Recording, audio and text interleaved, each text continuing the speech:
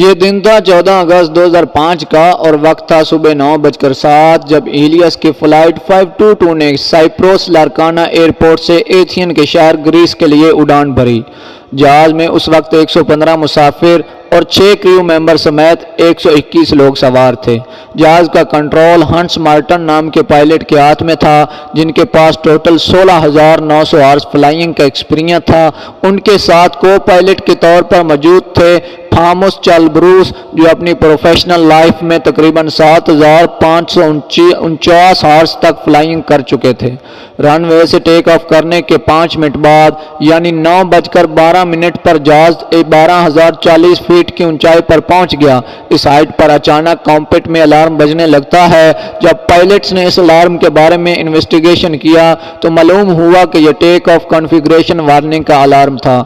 Pilots کو یہ alarm سن کر حیرت انگیز جھٹکا اس لیے لگا کہ ٹیک آف کنفیگریشن وارننگ الارم اسی وقت بجتا ہے جب جہاز ابھی گراؤنڈڈ ہوتا ہے، لیکن 12,000 فیٹ کی بلندی پر اس الارم کا بجنا ان کی سمجھ سے باہر تھا۔ چنانچہ انہوں نے فوری طور پر ایئرپورٹ ٹریفک کنٹرولر سے کانٹیکٹ کرنے کا فیصلہ کیا۔ لیکن تب تک بہت دیر ہو چکی تھی، کیونکہ جہاز میں موجود تمام الارم بہت ہی شدت سے بجنا شروع ہو گئے تھے اور اتنے شور کی وجہ سے اے پی سی کی آواز بھی پائلٹس تک پہنچ نہیں پا رہی تھی۔ اسی کے ساتھ مصیبت اس وقت اور زیادہ گنا بڑھ گئی جب پلین کا ماسٹر کوشن الارم بجنے لگا، جس کا مطلب یہ تھا کہ پلین کے بہت سے سسٹم ایک ساتھ اوور ہیٹڈ ہو چکے ہیں۔ جہاز کے انجن میں یہ مسئلہ تو تھا ہی، مگر اس وقت پیسنجر کیبن میں بھی افراتفری مچ گئی، کیونکہ مسافروں کو سانس لینے میں خاصی مشکل کا سامنا کرنا پڑ رہا تھا۔ کریو ممبر تو مسافروں کو پرسکون کرنے کی کوشش کر رہے تھے، لیکن تمام کوششیں ناکام ثابت ہو رہی تھی۔ جہاز میں آکسیجن لیول کم ہو جانے پر مسافروں کے سامنے آٹومیٹک آکسیجن ماسک لٹک پڑے۔ اس وقت جہاز 18,000 فیٹ کی بلندی پر پرواز کر رہا تھا۔ دونوں پائلٹ اے پی سی سے رابطے کی کوشش تو کر رہے تھے، مگر ان کی آواز ایئر ٹریفک کنٹرولر تک پہنچ نہیں پا رہی تھی، اور کچھ ہی دیر میں جہاز کا رابطہ اے پی سی سے مکمل طور پر بند ہو گیا۔ اگرچہ اے پی سی والے جہاز سے رابطہ کرنے کی کوشش کرتے رہے، مگر ان کو جہاز کا کوئی سراغ نہ ملا۔ دوسری جانب جہاز اوپر کی طرف پرواز کر رہا تھا۔ عام طور پر لارکانا سے ایتھین پہنچنے کے لیے 1 گھنٹہ 45 منٹ کی فلائٹ ہوتی ہے، یعنی اس جہاز کو 10:45 پر ایتھین کے ایئرپورٹ پر لینڈ کرنا تھا۔ 9:23 پر یہ پلین 34,000 فیٹ کی بلندی پر پرواز کر رہا تھا اور 9:37 پر یہ فلائٹ ایتھین کی انفارمیشن ریجن میں پہنچ گئی۔ 10:12 سے لے کر 10:50 تک ایتھین کے کنٹرول والے اس جہاز سے رابطہ کرتے رہے، مگر ان کو کوئی جواب موصول نہ ہوا۔ اس وقت تک جہاز کو ایتھین کے ایئرپورٹ پر لینڈ کرنا تھا، مگر جہاز کا کوئی پتہ نہیں چل رہا تھا۔ خطرے کو بھانپتے ہوئے فوری طور پر گریس کی گورنمنٹ نے اپنے 2 F-16 جہاز کو اس فلائٹ کو آسمان میں ڈھونڈنے کے لیے بھیجا، اور چند ہی منٹ کے بعد ان دونوں فائٹر جیٹس نے ایلیس کی فلائٹ 522 کو کئی ہزار فیٹ کی بلندی پر ڈھونڈ لیا۔ ان میں سے ایک فائٹر جیٹس کا پائلٹ اپنے جہاز کو اس فلائٹ کے بالکل قریب لے آیا تاکہ وہ دیکھ سکے کہ آخر جہاز کے اندر چل کیا رہا ہے، لیکن جب اس نے دیکھا تو فلائٹ کے تمام مسافر اپنی جگہوں پر سر جھکائے بیٹھے ہیں، اور فلائٹ کے پائلٹ کا بھی یہی حال تھا۔ لیکن ایک شخص پیسنجر کیبن میں سے نکل کر پلین کی کاکپٹ میں جا رہا ہے، اور پھر وہ پائلٹ کی مین سیٹ پر بیٹھ گیا۔ اس شخص کو کاکپٹ میں آتے دیکھ کر فائٹر جیٹس کے پائلٹ نے ہاتھ لا کر اس کی توجہ اپنی طرف حاصل کرنے کی کوشش کی، لیکن اتنی دیر میں فلائٹ کے لیفٹ انجن نے کام کرنا بند کر دیا، اور یہ جہاز ایک جانب کو جھکتے ہوئے تیزی سے زمین کی طرف آنا شروع ہو گیا۔ پائلٹ سیٹ پر بیٹھا وہ شخص جہاز کو کنٹرول کرنے کی کوشش کر رہا تھا، لیکن وہ صاف ناکام نظر آ رہا تھا۔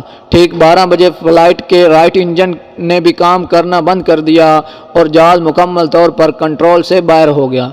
12:04 پر جہاز ایتھین سے تقریباً 40 کلومیٹر دور پہاڑوں میں گر کر کریش ہو گیا۔ اس جہاز میں موجود 121 لوگوں کی موت ہوگی، لیکن جب ڈیڈ باڈی کا پوسٹ مارٹم کیا گیا تو ہولناک انکشافات سامنے آئے۔ رپورٹ میں یہ بتایا گیا کہ جہاز کریش ہونے سے پہلے تمام مسافروں کی موت ہو چکی تھی۔ اب بڑا سوال یہ سامنے موجود تھا کہ جب پائلٹ سمیت تمام مسافر جہاز کریش ہونے سے پہلے موت میں جا چکے تھے تو جہاز کو آلموسٹ 2 گھنٹے تک کنٹرول کون کرتا رہا؟ تو ویورز، کچھ دیر پہلے ہم نے ایک شخص کا ذکر کیا تھا جو پیسنجر کیبن سے نکل کر کاکپٹ میں آ کر جہاز کنٹرول کر رہا تھا۔ یہ فلائٹ اٹینڈنٹ اینڈریاس پروٹومو تھے، جن کے پاس جہاز اڑانے کی ابتدائی ٹریننگ تو تھی، لیکن ان کے پاس اتنا ایکسپیرینس نہیں تھا کہ وہ بوئنگ 737 جیسے بڑے جہاز کو کنٹرول کر سکتے، لیکن وہ پھر بھی فلائٹ 522 کو آبادی سے دور لے جانے میں کامیاب رہے۔ لیکن جب جہاز کے کریش ہونے کی وجہ جاننے کے لیے انویسٹیگیشن ٹیم نے کام کیا تو پہلے پتہ چلا کہ جہاز انجن کے بند ہونے کی وجہ سے کریش ہوا ہے، لیکن جہاز کے کریش ہونے سے پہلے ہی مسافر مر چکے تھے۔ پھر یہ پراسرار واقعہ تھا کیا؟ تب ایک انویسٹیگیشن افیسر کی نظر جہاز کے پینل پر موجود ایک بٹن پر پڑی، اور یہ بٹن تھا جہاز کے اندر ہوا کے پریشر کو سیٹ کرنے کا۔ اس بٹن کو دیکھتے ہی افیسر کے سامنے ساری حقیقت کھل کر سامنے آ گئی۔ عام طور پر اس بٹن کو پریشر کنٹرول کرنے کے لیے آٹو موڈ پر ہی رکھا جاتا ہے، لیکن کبھی کبھار اگر ضرورت پڑے تو اس بٹن کو مینول پر رکھا جاتا ہے، لیکن دونوں پائلٹس کو اس پر کڑی نظر رکھنی پڑتی ہے۔ اسی حادثے سے ایک دن پہلے یہ جہاز اپنی روٹین کے مطابق جب سروس کے لیے گیا تھا تو وہاں اس کی سروس کرتے ہوئے کسی ورکر نے لاپرواہی سے اس بٹن کو مینول موڈ پر کرتے ہوئے جہاز کو واپس فلائٹ کے لیے بھیج دیا، اور جب اس جہاز میں آکسیجن کم ہونے کی وجہ سے الارم بجنا شروع ہوئے تو پائلٹس نے اس کی وجہ جاننے کی کوشش تو کی، مگر اس بٹن پر کسی بھی پائلٹ کا دھیان نہیں گیا۔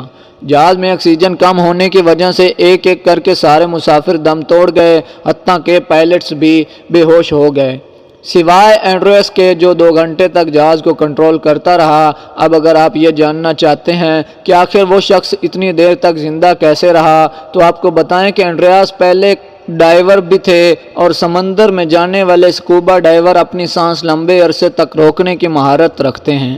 اس جہاز کے کریش ہونے کے 6 مہینے بعد رپورٹ میں بتایا گیا کہ فلائٹ میں 121 مسافروں کی موت اور ممبرز کے مرنے کی وجہ وہ بٹن تھی جو مینول پر سیٹ تھا۔